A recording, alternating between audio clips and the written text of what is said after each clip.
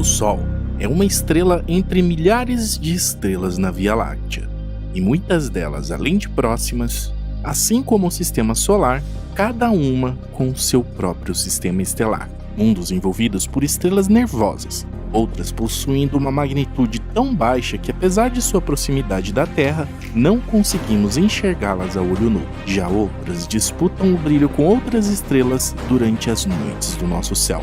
E hoje iremos visitar todas essas estrelas vizinhas e seus planetas. Não tem nada aqui. Presta atenção, guardião.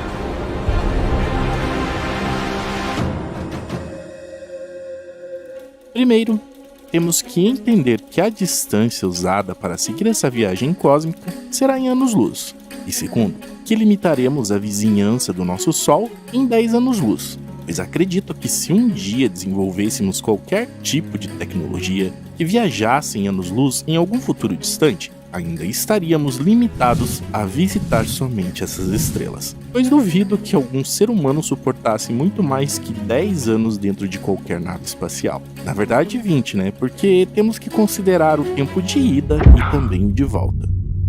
Eu poderia dizer que tá novinho em folha, mas isso seria mentira. Para termos uma referência, o Sol está a 8 minutos-luz de distância de nós, e baseado nessa nave espacial hipotética que iremos utilizar para visitar essas estrelas, levaríamos esse tempo ou um pouco mais para chegar até o nosso Sol. Rápido, né? Mas não se anime, pois quando falamos de vizinhança estelar, as coisas começam a ficar um pouco complicadas. Na verdade, nem precisamos sair do Sistema Solar para entender isso, pois em Plutão mesmo, essa viagem levaria em média 5 horas e meia. Mas, partindo para o nosso primeiro destino, na nossa vizinhança mais próxima, encontramos o sistema Alpha Centauri. Alpha Centauri é na verdade um sistema composto por 3 estrelas, sendo as estrelas principais Alpha Centauri A e Alpha Centauri B, ficando a cerca de 4,37 anos-luz da Terra, e uma terceira estrela anã vermelha pequenina chamada de Próxima Centauri. Apesar de ela estar gravitacionalmente associada a essas outras 2 estrelas, ela está um pouco mais perto do Sol, cerca de 4,24 anos-luz de distância, e por isso leva o título de estrela mais próxima de nós. Em 2016, astrônomos encontraram um planeta potencialmente habitável chamado de Próxima B. E 4 anos depois, os pesquisadores encontraram um segundo sinal que acreditam pertencer a uma super-terra orbitando a mesma estrela, aumentando o potencial desse sistema planetário. Chamado de Próxima C, este provavelmente é uma super-terra, que tem uma massa maior que a da Terra, mas menor que a de Urano e Netuno. E estima-se que este planeta complete uma órbita na estrela Próxima Centauri a cada 5,2 anos terrestres. O primeiro planeta mencionado, o Próxima B, é 6 vezes menor e está 30 vezes mais próximo da estrela, o que o torna mais quente. Além disso, Próxima B é 1,3 vezes o tamanho da Terra e orbita sua estrela a cada 11 dias. E apesar de estar mais próximo de sua estrela se comparado a Mercúrio em relação ao Sol, possui temperatura adequada para água líquida, já que a estrela Próxima Centauri é mais fria do que a nossa estrela. Embora esteja em uma zona desse tipo, pode ser que Próxima B não seja necessariamente habitável. Isso porque a radiação que ele enfrenta provavelmente afetou elementos chaves para a vida, como o hidrogênio, oxigênio e nitrogênio. Já o Próxima C, apesar de não ser um planeta habitável para nós, pode nos revelar como planetas de baixa massa se formam em torno de estrelas de baixa massa. E veja só, curiosamente, em 2019, pesquisadores detectaram um intrigante sinal chegando desse sistema solar. Especialistas naquele momento indicaram que haviam indícios de que o sinal teria partido de Próxima B, mas recentemente descobriram que o sinal não era enviado por alienígenas, mas sim por uma interferência feita pelo homem a partir de alguma tecnologia instalada na superfície da Terra. Deixando de lado nossos vizinhos mais próximos, partimos então para uma região um pouco mais distante. A 5,96 anos-luz de distância, chegamos à estrela Barnard, uma anã vermelha fraca situada na constelação de Ophiuchus. Em 2018, pesquisadores conseguiram detectar a existência de uma superterra. Com o nome dado ao planeta de Estrela de Barnard B, ele ocupa o lugar de segundo planeta terrestre conhecido mais próximo da Terra. Dados coletados indicam que o planeta pode ser uma superterra com uma massa de pelo menos 3,2 vezes a massa da Terra, e que orbita sua estrela-mãe com um período de 233 dias terrestres. Assim como Próxima Centauri, a estrela de Barnard também é uma anã vermelha, que significa que é uma estrela fria de pequena massa que ilumina pouco o mundo descoberto. E neste caso, tão pouco que pesquisadores acreditam que a luz da estrela dá ao seu planeta apenas 2% da energia que a Terra recebe do Sol. E apesar de se encontrar relativamente perto da sua estrela, com uma distância de apenas 0,4 vezes a distância entre a Terra e o Sol, o exoplaneta situa-se próximo da linha de neve, uma região onde compostos voláteis tais como a água podem se condensar em gelo sólido. E por isso, este mundo gelado e sombrio pode apresentar uma temperatura média de menos 170 graus, o que o torna hostil para a vida como conhecemos. Deixando essa região, partimos agora em uma viagem de 2 anos, até chegarmos à estrela Wolf 359, localizada a apenas 7,78 anos-luz da Terra, e que mesmo em escalas astronômicas seja muito próxima de nós, é tão fraca que não é visível ao olho nu aqui na Terra. Sendo também uma anã vermelha situada na constelação de Leão, um fato interessante associado a essa estrela é que ela foi o local de uma batalha épica na série Star Trek The Next Generation. Só que na realidade, essa estrela não anima muito, pois até o momento não existe registro ou suspeita da existência de planetas na sua órbita. Pesquisadores sugerem que a Wolf 359 é uma estrela relativamente jovem com uma idade de menos de 1 bilhão de anos. Voltando para nossa nave espacial hipotética, perceba que agora o que separam as distâncias não são mais anos, e sim meses-luz. E seguindo por mais ou menos 6 meses, nos deparamos com mais uma anã vermelha. Localizada na constelação da Ursa Maior, a Lande 21185 também é uma anã vermelha fria como muitas das estrelas da nossa lista. A Lande tem cerca de 46% da massa do Sol e um brilho 180 vezes menor, o que a torna muito fraca para ser vista a olho nu da Terra. Apesar disso, essa estrela tem chamado a atenção de astrônomos, pois acredita-se que ela também tem planetas. Mas se já é difícil ver Lalande, imagine então detectar um corpo escuro ao seu lado. O suposto planeta tem entre 1,5 e 2 vezes a massa de Júpiter, e aparenta estar a uma distância de cerca de 1,5 bilhão de quilômetros da estrela, com uma órbita de 12 dias terrestres. Se esse planeta fosse colocado no nosso sistema solar, ele ocuparia o lugar de Saturno. Para detectar o gigante invisível, os pesquisadores liderados por George Gatewood analisaram centenas de fotografias batidas ao longo dos últimos 50 anos. E ao observarem as fotos, eles notaram uma tênue mudança na velocidade que Lalande viaja em direção ao Sol. E depois, viram que de 30 em 30 anos, essa velocidade era sutilmente desacelerada. Era como se algo estivesse puxando a estrela para trás. E isso é um claro indício de que existe um corpo girando ao seu redor. E quando esse corpo está do lado oposto ao sentido do movimento, a sua força acaba segurando a estrela.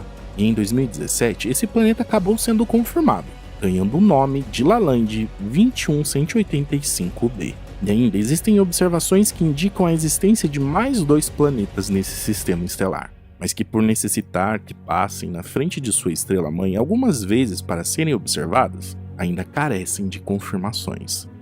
Voltando para a nossa nave hipotética e navegando pelo espaço por pouco menos de 3 meses, chegamos a uma imponente e brilhante estrela, o sistema estelar Sirius.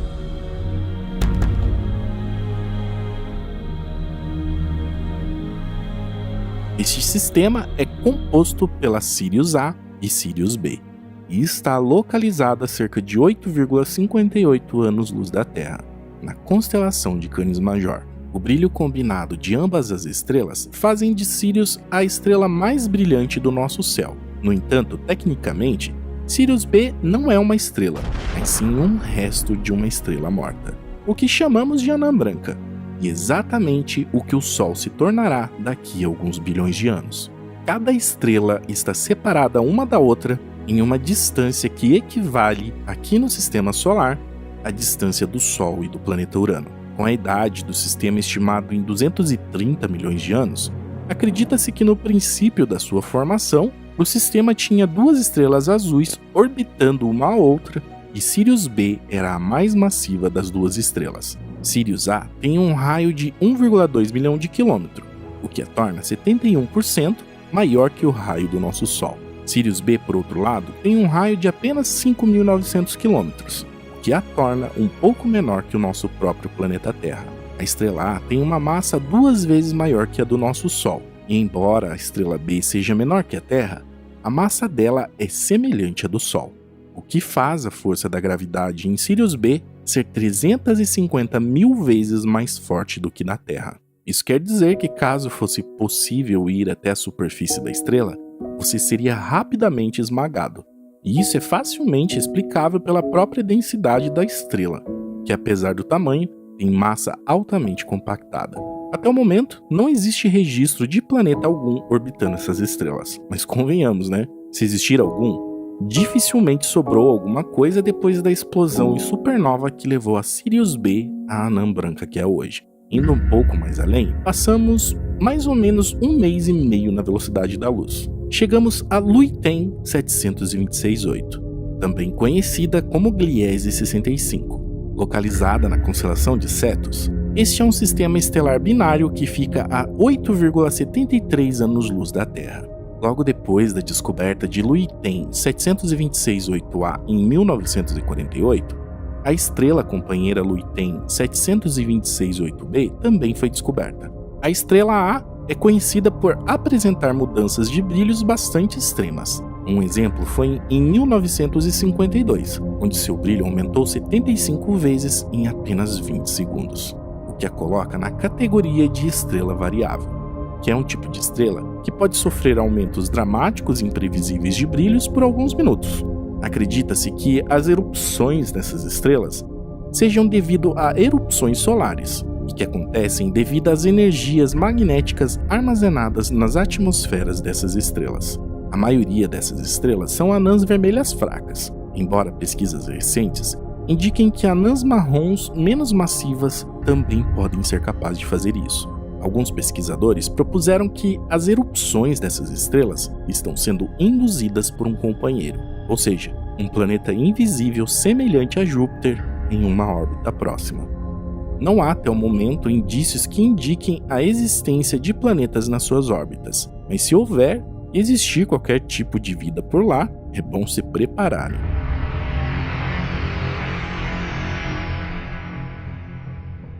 Daqui a aproximadamente 31.500 anos-luz, Luyten 726-8 terá um encontro bastante próximo com Epsilon Eridani, a uma distância mínima de cerca de 0,93 anos-luz. Eu sei, pode parecer distante, mas Luyten 726-8 pode penetrar em uma nuvem parecida com a de Oort que temos aqui no Sistema Solar, e que pressupomos que tenha sobre a Epsilon Eridani. E isso muito provavelmente vai perturbar gravitacionalmente alguns cometas de longo período. E bem, não é muito bom mexer com a órbita de qualquer pedregulho de gelo e gás, independente do tamanho. Agora imagine uma nuvem imensa carregada com trilhões desses objetos.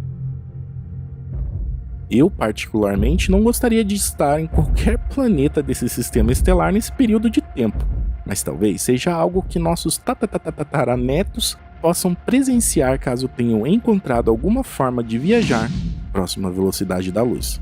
E bom, somando ao tempo do acontecimento em 31.500 anos, subtraindo os 8,73 anos-luz necessários para chegar lá, se minhas contas estiverem certas, eles têm 22.700 anos para trabalharem nisso.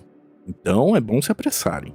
Deixando esse sistema e indo um pouco mais além sobre o espaço profundo, com uma viagem de mais ou menos 9 meses, a cerca de 9,68 anos-luz da Terra, localizada na constelação de Sagitário, nos deparamos com a Ross 154. Esta anã vermelha que, por ironia do destino, ou melhor, do universo, Assim como o sistema Luitém 726-8, é mais uma das estrelas que podem aumentar o seu brilho de superfície por toda uma ordem de magnitude em questão de minutos, e depois reverter rapidamente aos seus níveis normais. Ross 154 tem um diâmetro de 17% de massa e apenas 24% do raio do Sol. Com base na projeção de sua rotação extremamente alta, esta é provavelmente uma estrela jovem, com idade estimada em menos de 1 bilhão de anos. E com base na sua baixa velocidade em relação ao Sol, prevê-se que essa estrela faça sua aproximação máxima do Sol em 150 mil anos, quando ficará a cerca de 6,13 anos-luz de distância.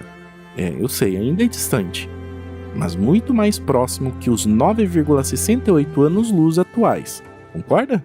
Se não concorda, lembre que a diferença é de 3,55 anos-luz, que é quase a distância daqui até a nossa vizinha mais próxima, Próxima Centauri, que de próxima não tem nada, já que não conseguimos alcançá-la. Ross 154, provavelmente por ser uma estrela extremamente nova, não tem planetas em sua órbita, pelo menos não detectados. Avançando um pouco mais sobre o espaço profundo, chegamos no limite de 10 anos-luz que propusemos, e nesse limite encontramos a Ross 248, localizada na constelação de Andrômeda. Essa estrela tem cerca de 12% da massa, 16% do raio e apenas 0,2% da luminosidade do Sol, e fica a cerca de 10,32 anos-luz da Terra. Se você foi um daqueles que não levou a sério a distância da estrela anterior, passe a levar. Essa estrela está se movendo tão rápido que daqui 36 mil anos ela vai assumir o título de estrela mais próxima do Sol, estando a apenas 3 anos-luz de distância. E vai ficar por aqui por cerca de 9 mil anos, antes de começar a se afastar novamente e abandonar o título de vizinha mais próxima. Devido a isso, essa estrela, que é uma anã vermelha, é alvo intenso de estudos científicos. Mas apesar da sua proximidade com a Terra, ela é muito fraca para ser observada a olho nu. A título de curiosidade, quando essa estrela estiver próxima a nós, a sonda Voyager 2 passará a cerca de 1,7 anos-luz dessa estrela. E é uma pena que, levando em consideração a vida útil da sonda, ela não estará mais em funcionamento. Mas também não teria muito o que se investigar além da própria estrela, pois atualmente não se tem registro de planetas na sua órbita. Ainda assim, obter registros sobre a própria estrela seria um baita privilégio para a comunidade científica. Adentrando mais 2 meses no espaço, mas mantendo-nos nos limites dos 10 anos-luz, localizada a 10,52 anos-luz da Terra na constelação de Eridanos, nos deparamos com a Epsilon Eridani. E diferente da maioria das estrelas citadas até aqui, esta é a estrela mais próxima que também pode abrigar planetas e ser algo muito parecido com o que o Sistema Solar foi há cerca de 4 bilhões de anos atrás. E não só isso, olhando para o céu, ela é a terceira estrela mais próxima que é visível a olho nu na Terra. E devido à sua relativa juventude de 850 milhões de anos, Epsilon Eridani tem um maior nível de atividade magnética que o Sol, com ventos estelares até 30 vezes mais forte. Seu período de rotação é relativamente rápido, durando cerca de 11 dias, embora isso varie de acordo com a latitude, mas que ainda é muito mais rápido perto dos 27 dias do Sol. Epsilon Eridani é menor e menos massiva que o Sol, e alterações periódicas em seu brilho produziram evidências da existência de um planeta gigante orbitando a estrela. E desde então a descoberta deste planeta tem sido controversa, por causa da quantidade de ruído de fundo nos dados obtidos, mas muitos astrônomos já o consideram como planeta confirmado, recebendo em 2016 o nome de Aegir. O sistema Epsilon Eridani é bastante curioso, porque ele também inclui 2 cinturões de asteroides rochosos, sendo que um fica a cerca de 3 unidades astronômicas e o outro a 20 unidades astronômicas da estrela. Ainda existe a possibilidade de existir um segundo planeta hipotético, mas que ainda necessita ser confirmado. A estrela Epsilon Eridani hospeda um extenso disco de detritos externos de planetesimais, que são planetas em formação, remanescentes da sobra da formação do sistema. Como uma das estrelas mais próximas do Sol visível a olho nu, essa estrela foi alvo de várias observações na busca por inteligência extraterrestre. Inclusive, ela é citada em histórias de ficção científica, sendo sugerida diversas vezes como um destino para viagens interestelares. Além desses planetas, existem também outros objetos próximos de nós. Aliás, muito mais próximos que muitas dessas estrelas que foram faladas. Mas isso é um assunto para outro dia.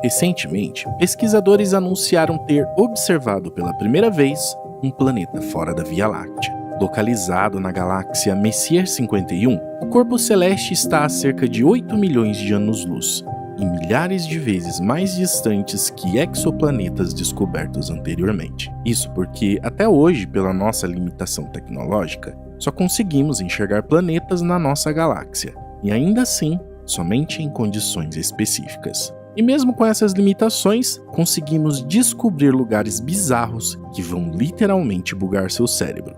E é desses lugares que nós vamos falar hoje.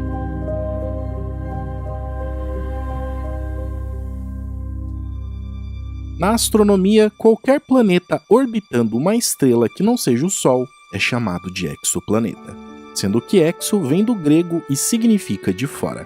Embora a definição seja simples, há muito a aprender sobre eles, pois cada um desses planetas tem características bastante peculiares, e desde então, os astrônomos já encontraram mais de 4.000 deles.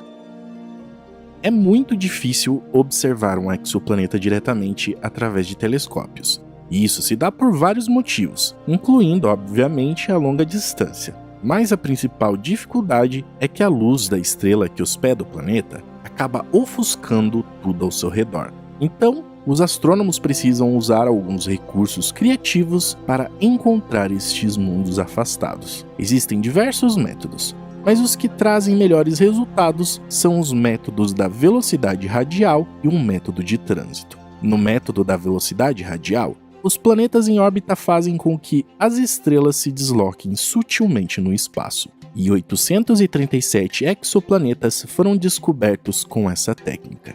Já no método de trânsito, é a variação no brilho da estrela que denuncia a existência de um planeta ao seu redor, quando um planeta passa diretamente entre sua estrela e o observador e acaba diminuindo a luz da estrela.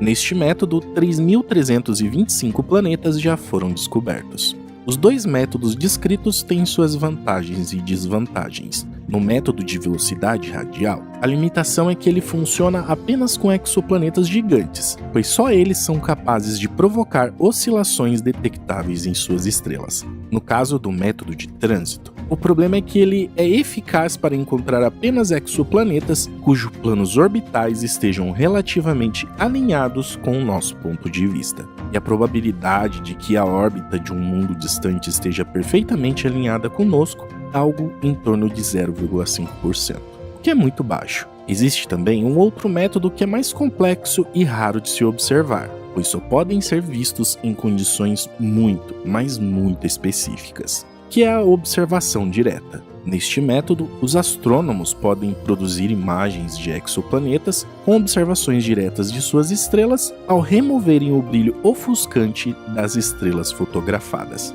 E por enquanto, 51 planetas foram descobertos dessa forma.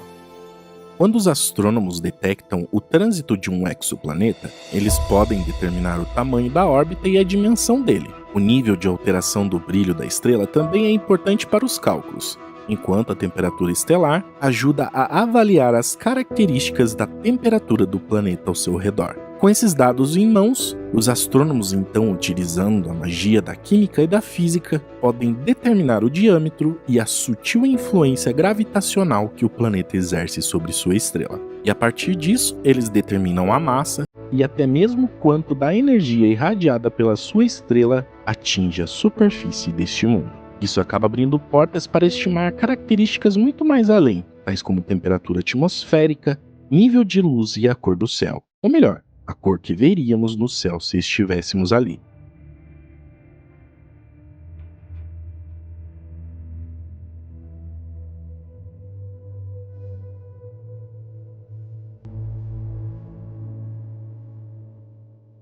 Por fim, é possível saber a composição da atmosfera e até arriscar a prever se há oceanos, mantos de gelo ou geleiras. Astrônomos estimam que possam existir mais de 10 bilhões de planetas terrestres em nossa galáxia.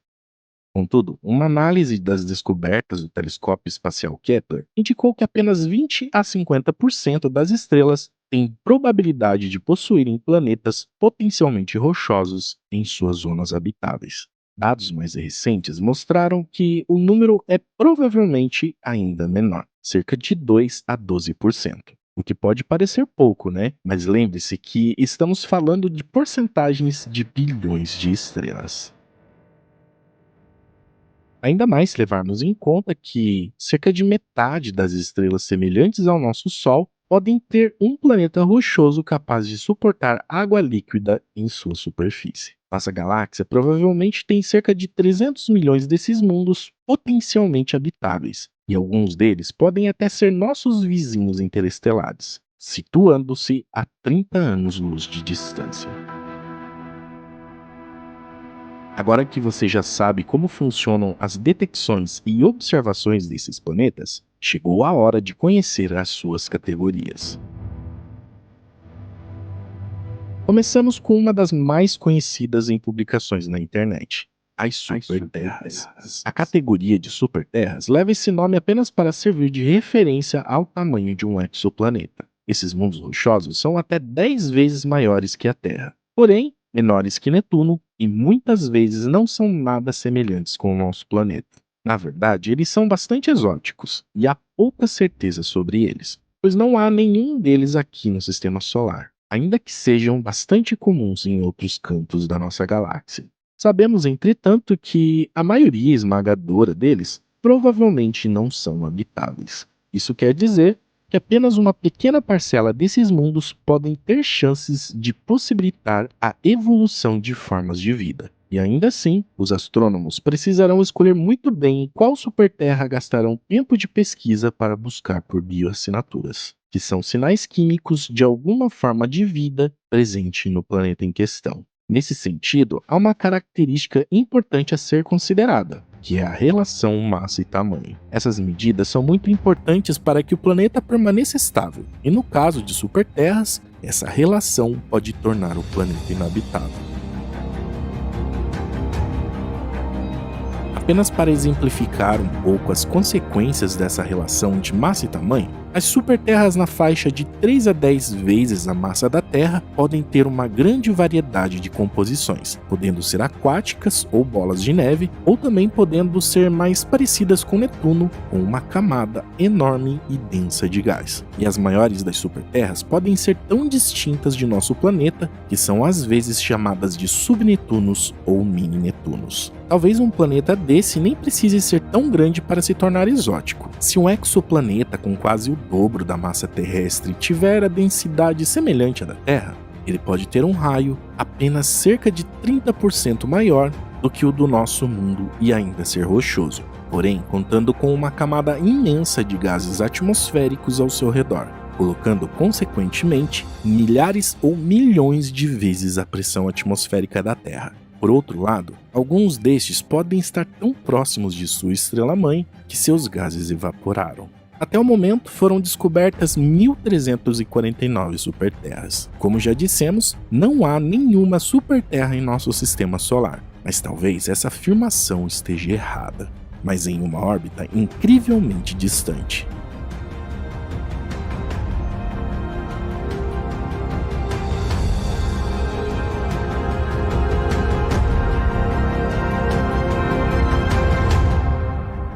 Há algum tempo, os astrônomos tentam descobrir se existe um planeta 9, um objeto muito massivo além da órbita de Netuno. porém em uma trajetória tão estranha e tão distante que não é possível encontrá-lo através de observações diretas. Como estamos no sistema solar em uma órbita mais interna do que este mundo ainda hipotético, não é possível usar o método de trânsito para detectá-lo. Mas, se ele de fato existir, poderia ser até uma superterra.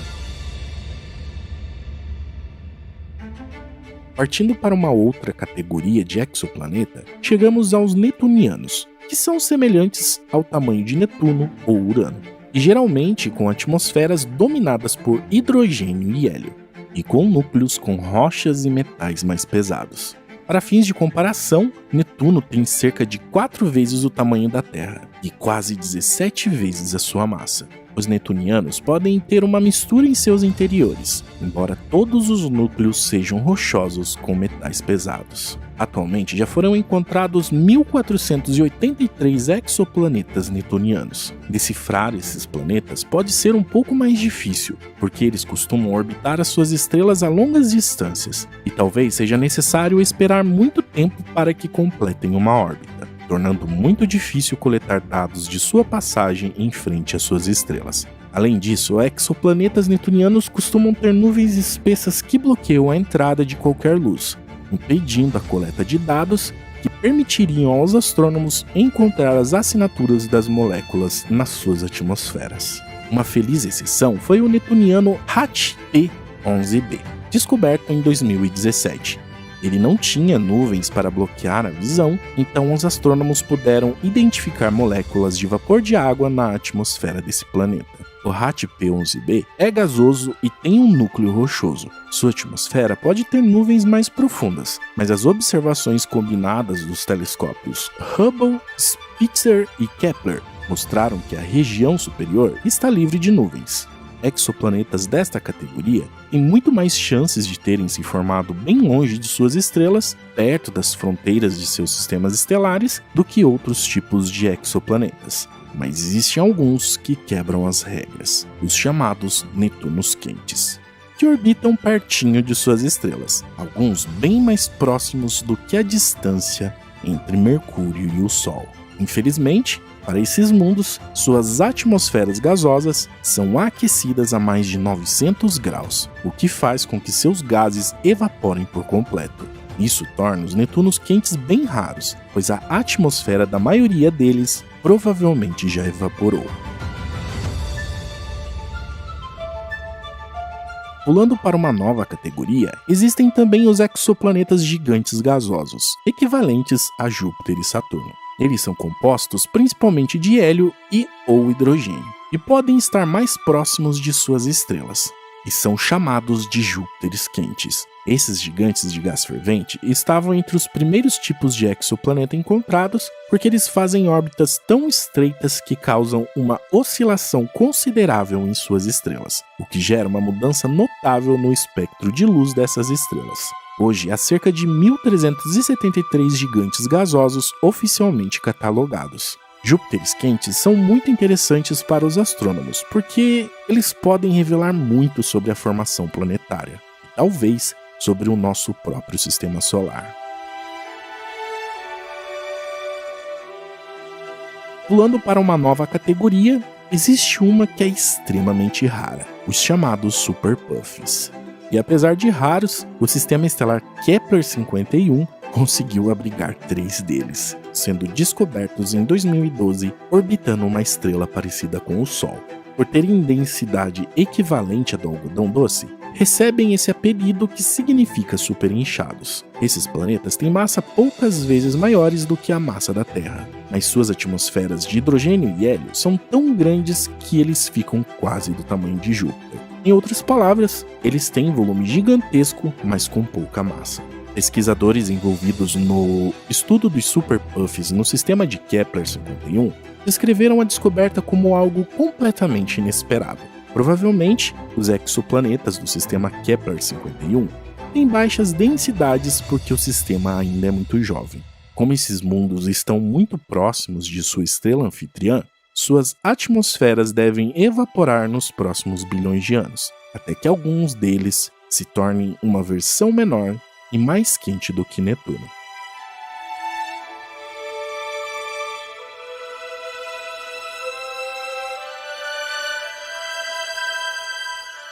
Agora que já conhecemos os tipos de planetas e suas categorias, chegou a hora de conhecer os mais estranhos já observados. O mais infernal. Corot 7b é um planeta rochoso, mas está tão próximo da sua estrela-mãe que a sua superfície é derretida. Para se ter uma ideia, ele fica 23 vezes mais perto da sua própria estrela do que Mercúrio do nosso Sol.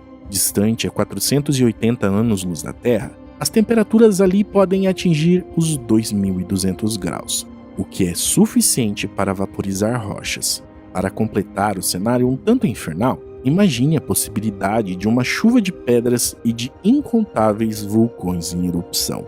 O mais escuro. Composto por uma substância ainda desconhecida, o TRES 2b é mais escuro do que o mais negro dos carvões que você já viu, e ele reflete menos de 1% da luz que recebe. Este gigante gasoso, a 750 anos-luz de nós, pode ter em sua atmosfera alguns elementos químicos que absorvem a luz. Mas ainda assim, tamanha escuridão ainda permanece sendo um mistério. 3 sóis.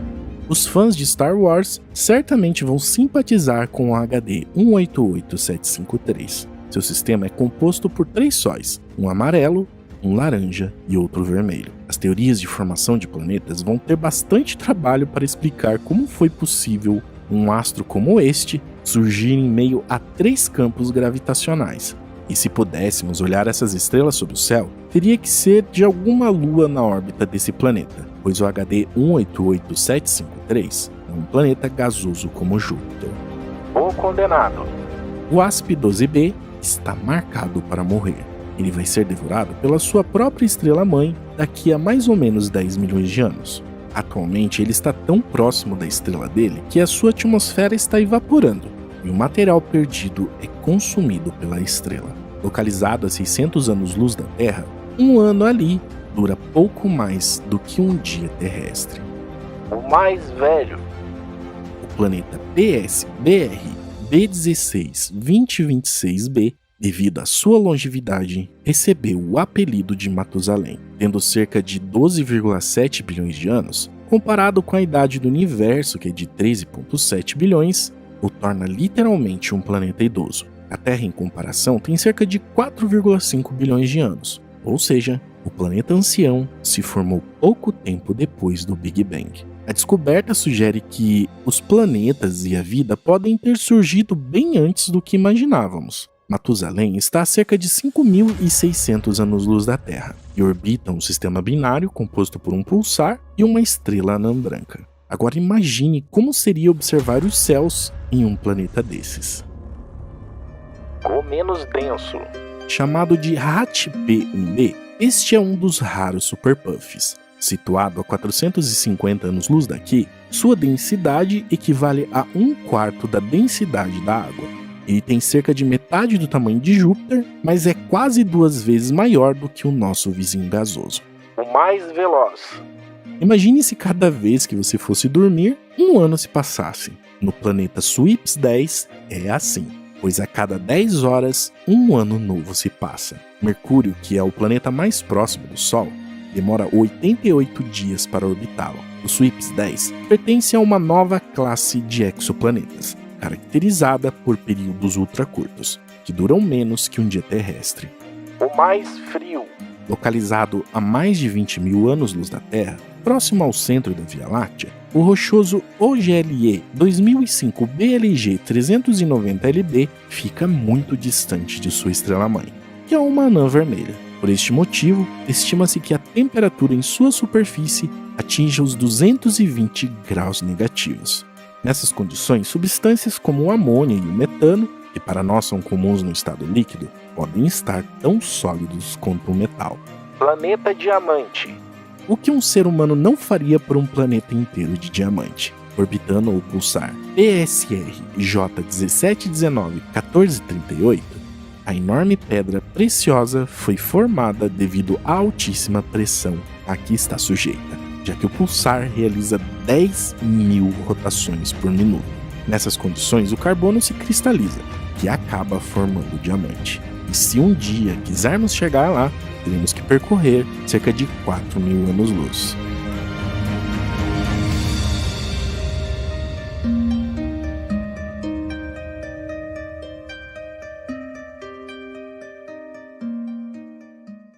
Os pesquisadores descobrem dezenas de novos exoplanetas todos os anos, e é bem possível que, em breve, encontremos um mundo semelhante à Terra que possamos habitar. De fato, os cientistas acabam de captar um sinal de um exoplaneta na zona habitável, que dizem ser totalmente tecnológico. Mas como a humanidade viajaria para estes exoplanetas extraterrestres a trilhões de quilômetros de distância?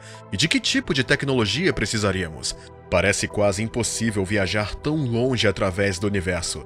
Mas os cientistas descobriram recentemente algo no nosso próprio sistema solar que poderia nos permitir viajar mais depressa do que se pensava ser possível. E veremos isso agora.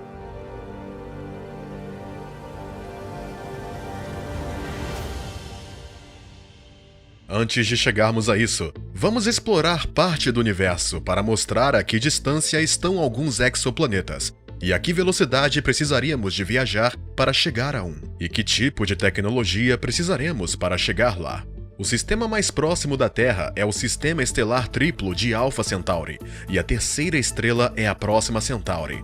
2 exoplanetas orbitam esta anã vermelha, e um deles, Próxima B, que se encontra na zona habitável. E agora, os caçadores de extraterrestres do projeto Breakthrough Listen capturaram recentemente um estranho sinal de rádio proveniente deste sistema. Ele ocupa uma faixa muito estreita do espectro de rádio, que normalmente só vem de satélites e naves espaciais humanas, levantando a hipótese de ser uma transmissão de alguma forma de inteligência extraterrestre avançada. De onde vem esta misteriosa transmissão? E se tivéssemos de chegar à Próxima B para descobrir, como chegaríamos lá? Nosso maior obstáculo às viagens espaciais é a distância que teríamos de percorrer. Próxima Centauri fica a 4,2 anos-luz de distância da Terra. Um ano-luz é a distância que a luz pode percorrer num ano, que é quase de 9 trilhões de quilômetros. Se pudéssemos percorrer a velocidade da luz, que é de 300 mil quilômetros por segundo, levaria 4,2 anos para chegar. Atualmente, não dispomos de tecnologia que permita a nós humanos a viajar tão depressa. A nave espacial mais rápida é a Parker Solar Probe, que se encontra a caminho do Sol. No dia 29 de outubro de 2018, a sonda atingiu uma velocidade de 247.838 km por hora. Quando a sonda estiver próxima ao Sol, ela estará percorrendo a 692.017 km por hora, à medida que é puxada pela gravidade do Sol. Mesmo a esta velocidade, a sonda levaria 6.600 anos para chegar à Próxima Centauri. Mas a que velocidade podem os seres humanos viajar em segurança no espaço? O atual recorde de velocidade é mantido por 3 astronautas que voaram na missão Apollo 10 da NASA. Enquanto próximos à órbita da Lua e utilizando a sua gravidade para acelerar a sua nave, a Apollo atingiu uma velocidade de 39.897 km por hora. A essa velocidade, seriam necessários 113 mil anos para chegar ao sistema de Alpha Centauri. Os foguetes levaram os humanos à Lua e fizeram inúmeras missões na órbita da Terra e alimentaram missões de longo alcance dentro e fora do nosso sistema solar, como os rovers de Marte e a sonda Voyager, que foi lançada em 1977 e se encontra agora no espaço interestelar. Velocidades de 30 mil km por hora parecem rápidas, mas não é rápido o suficiente para chegarmos aos exoplanetas distantes ou para os incontáveis sistemas estelares que rodeiam o nosso. A uma velocidade máxima de cerca de 28 mil km por hora, demoraria 165 mil anos para chegarmos a Alpha Centauri. Mas o problema com as atuais viagens espaciais é que os foguetes precisam de ser reabastecidos e não é possível fazer isso no espaço. Vamos precisar de algo a mais para alimentar as nossas naves espaciais. O Direct Fusion Drive é um motor de foguete de fusão nuclear futurista e conceitual de baixa radioatividade, capaz de produzir impulso e energia elétrica para naves espaciais interplanetárias. A unidade está agora em desenvolvimento no Laboratório de Física de Plasma de Princeton, e os investigadores que trabalham no motor esperam lançá-lo no espaço para testá-lo e esperançosamente usá-lo como unidade primária para as naves espaciais para uso no nosso sistema solar. E há um alvo fascinante no sistema solar exterior que é semelhante à Terra em muitos aspectos: Titã.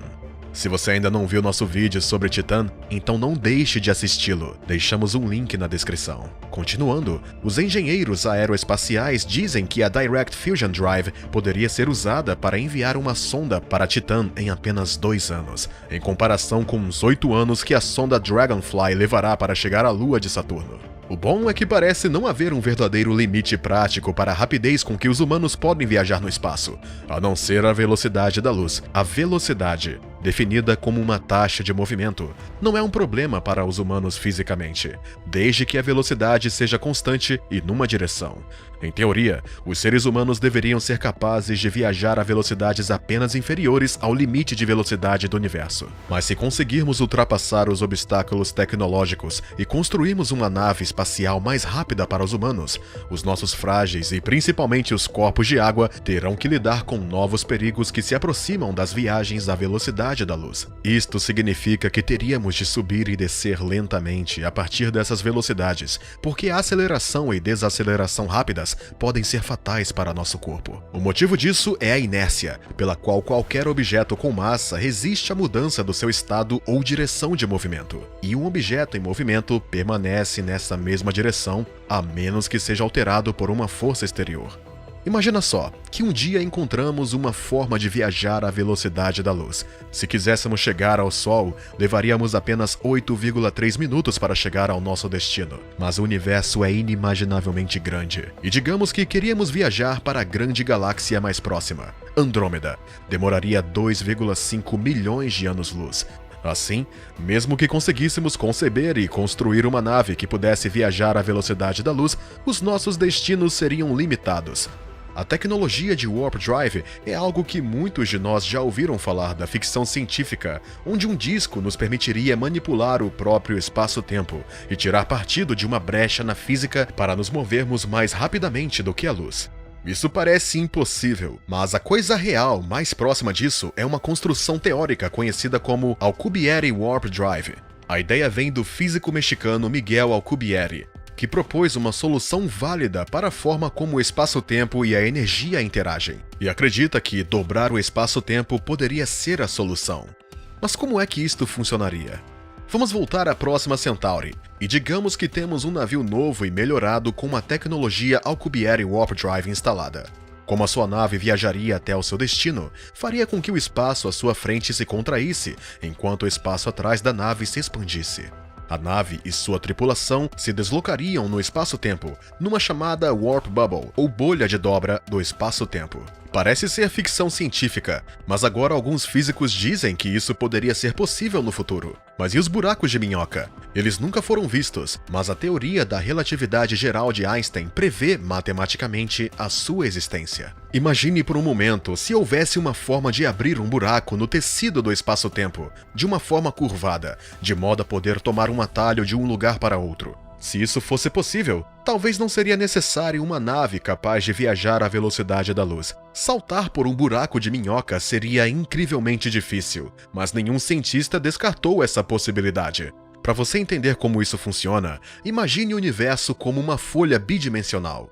Faça 2 furos na extremidade da folha e depois dobre a folha de modo com que os 2 furos fiquem alinhados. E depois junte as 2 extremidades dos furos juntas e você terá um buraco de minhocas. Parece mais ficção científica, mas objetos como o nosso Sol e a Terra já estão distorcendo o espaço-tempo.